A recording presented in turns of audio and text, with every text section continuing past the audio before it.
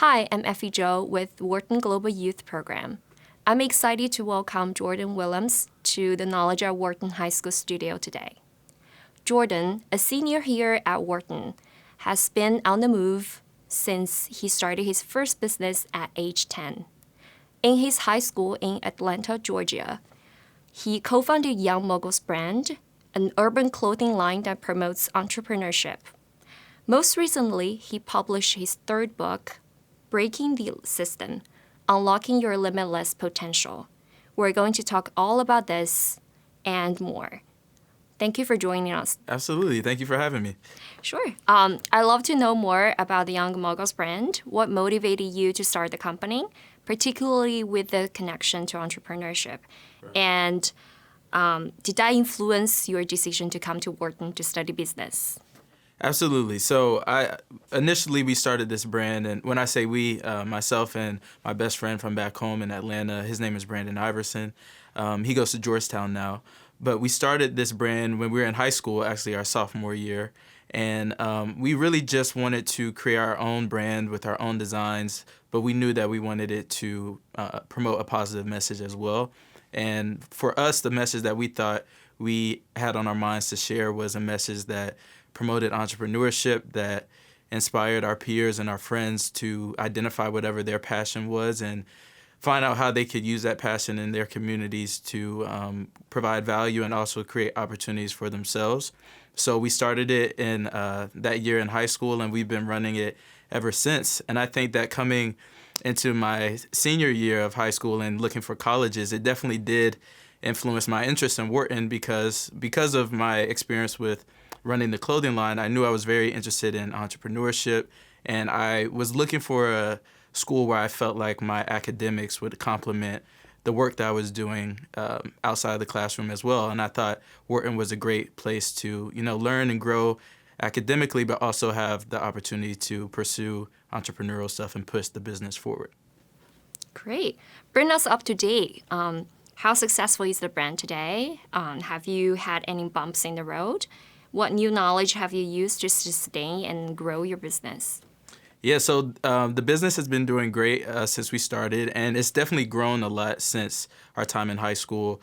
Right before I came to Penn, actually, we had a really great opportunity to be featured on the Steve Harvey Show, and so that was a great opportunity that took the national awareness of the brand to a new level, and we weren't just getting orders from people in Georgia anymore, but getting orders from people in different states and getting to spread the message further.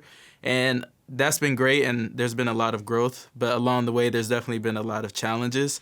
I think the biggest challenge is probably Brandon and I both going to schools in different areas. He goes to school in D.C., and I'm here in Philadelphia, and I think it just calls for us to have to step up our level of communication, having to be more organized because we're both on different schedules now at this point.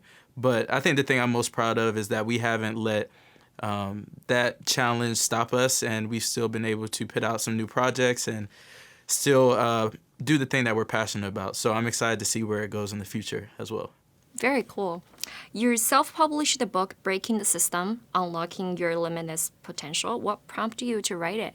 Yeah, so this is a book I published pretty recently, actually, last semester in the fall. And I think that the prompt to write the book was actually a lot from personal experience, mainly from my junior year here at Penn and at Wharton. I would say that my junior year was a year that was a little difficult for me. I was sort of trying to work out a lot of things as far as finding out where I wanted to take my career in the future, what types of things I was interested in, and trying to understand how to find my own unique path, whether or not that was the path that's popular here at Wharton or at Penn. And so when I went home over break, I had a lot of different conversations with friends who were going through the same types of thought process and were considering the same challenges. And so going into that next semester for junior year, I approached Breaking the System as a way to really use writing and journaling as a way to have a little bit of a therapeutic experience and work through some of the concepts. And it ended up being a project that was not only beneficial for me, but also something that I think could be a good resource for other people in a variety of different systems, whether it's a school system or a corporate environment or a family system, just to help them really understand how they can find their unique passion and not be afraid to challenge systems in order to make it better eventually as well. So it's been a great experience. How can young people find their true passions and push against societal norms of success to make a change in the world? I think that's a great question. I think it's a very difficult task, and I've been finding that as I'm in this stage of my life where I'm, in my senior year this year and looking for opportunities after graduation. And I think that coming to Penn and coming to Wharton specifically, it was an experience where I sort of had to find my identity in a way and find my own unique interests. And at times I think it was hard because the first thought is to just go along with the crowd to do the same career interest that everyone says is the best or that pays the most money. And I think for me, I went along the path of just going along with what everybody said for a while. But I think that the important thing is being able to be honest with yourself if you find out that it's not for you. And also not being fearless enough to try different things as well, whether it's trying different classes, trying different internships, or even just, being willing to contact people to learn a little bit about what they do if it's different from the professions that you're familiar with. And I think that that's what I've appreciated here at Wharton is that I've had the opportunity to try my hand at a lot of different things. And now I feel like I'm in a good place going forward where I know what my interests are that I want to pursue in the future. So what are you going to pursue in the future? You're graduating this spring, Yes. right? What's next for you? Yes, so I am graduating in May, and I'm going back home to Atlanta after graduation, which I'm very excited for. And actually, I just found out that I'll be doing a private wealth management program at SunTrust Bank, which is now known as Truist Bank. And so I'll be back in Atlanta doing that. And I'm also very excited to be continuing to grow entrepreneurial ventures like Young Moguls Brand. And I also work with a nonprofit called the Youth Entrepreneurs Diversity Corporation. And we do a lot of different events for college students that are interested in entrepreneurship to connect them with each other, to give them resources, and to connect them with mentors. So I'm excited to continue working with that organization and put on some really great events this summer as well. Very cool. So I saw you described somewhere as a quiet leader.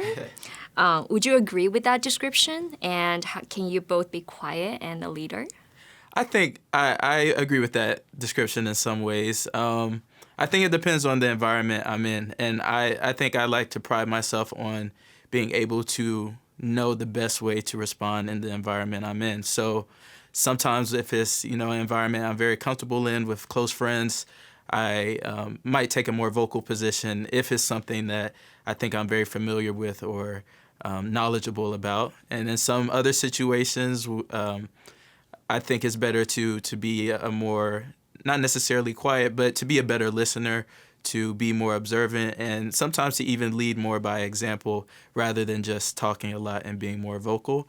But I do think I definitely put an emphasis more on being focused on results and actions rather than just focus on being the loudest in the room. So aside from your published insights, what have you learned in your college journey that you think can help guide younger students as they plan their lives and careers? I've learned a lot of lessons over the 4 years. Some learned the easy way, some learned the hard way. But I think the biggest one has been not being afraid to be vulnerable and to get out of my comfort zone, especially with meeting new people on campus. And that was hard for me really the first 3 years of college, coming from outside of the state of Pennsylvania and not really knowing any people at Penn and not being very familiar with the territory. I think once I made a few friends, it was very easy for me to just want to hang around them all the time and to sort of stay in that same clique. And now that I'm getting closer to graduation, I think as I'm getting more sentimental, I've realized how many talented people are actually on this campus, undergrad and undergraduate level. And I think it's a really unique experience to be able to tap into all of these different relationships and all of the unique experiences these people have had while you're here, and utilizing that before it's too late. So my advice to other people would be to not be afraid to go up to someone else and introduce yourself. And even though it might be awkward or it might be vulnerable, I think that a lot of times great things and great relationships come from it when you're just willing to put your ego aside for a little bit and get to know someone else that does something different than what you do. Jordan, thank you for joining us today. Absolutely. Thank you for having me. Discover more opportunities for high school students and educators at globalyouth.wharton.upenn.edu.